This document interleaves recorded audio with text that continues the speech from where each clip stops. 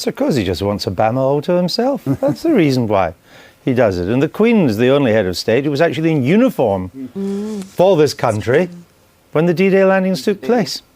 Anyway, tomorrow voters across Britain get the chance to vote in the European elections. I'm sure you all remember that.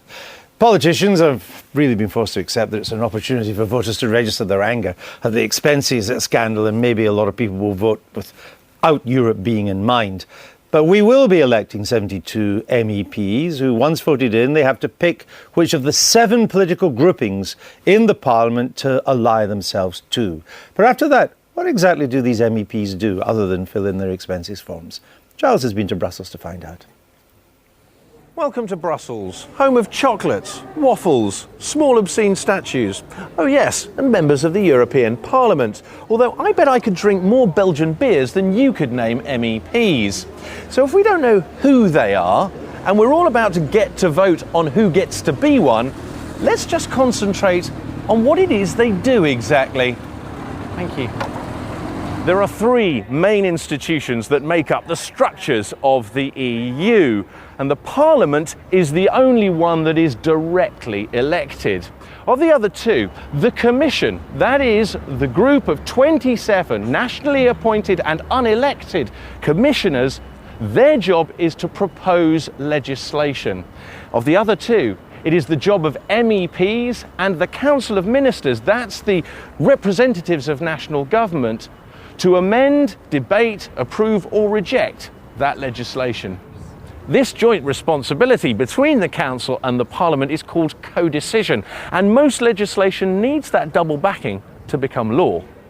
So what laws are we talking about and how have they affected you? Well, let's take the Services Directive, which is coming in at the end of this year. That was almost completely rewritten by MEPs from the original suggested by the Commission. And then there's the Mobile Tariffs Bill. Well, that means that you aren't going to get charged a fortune when you phone from an EU country back home. Yeah, hello, Mum. I'm in Brussels. They also agreed a climate change package as well. Bye. They have 2 important powers on top of this. They have the final approval on half the EU budget, and they can sack commissioners. There are drawbacks, though. Their constituencies are across a vast geographical area. They're based here in Brussels, they vote in Strasbourg, and their secretariat is in Luxembourg. That's a little bit like MPs being based in Westminster, having their officials in Swansea, and the House of Commons in Kettering.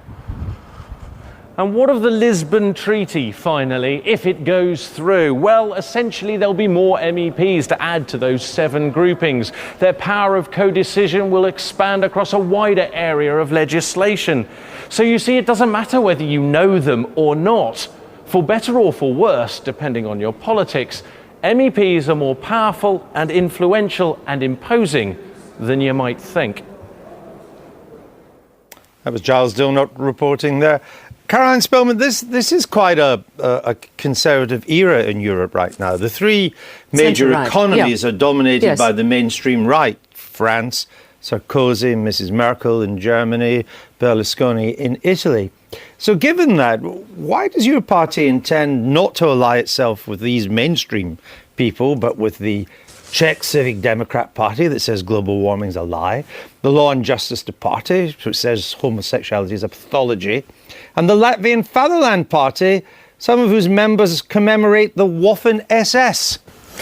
It's a good thing that centre-right parties are now forming the majority in the European Parliament, because they can focus the whole of Europe on how we're going to compete better on the world stage. But we don't agree with the German Christian Democrats and President Sarkozy's party on the Lisbon Treaty or in signing up to the euro, and in common with millions of people. But presumably you don't agree with the Latvian Fatherland Party about commemorating the Waffen-SS. Of course we don't. But so why would you want them as allies? Because that's not a European-wide policy. In common with commemorating the Waffen-SS is not a European-wide policy. In common with millions of people in Europe, we do not want to be ruled by a remote political elite. And we want to build an alliance of centre-right parties in Europe that share our view that Europe should be brought back to its original focus as a common market. Even if they also believe that homosexuality is a pathology.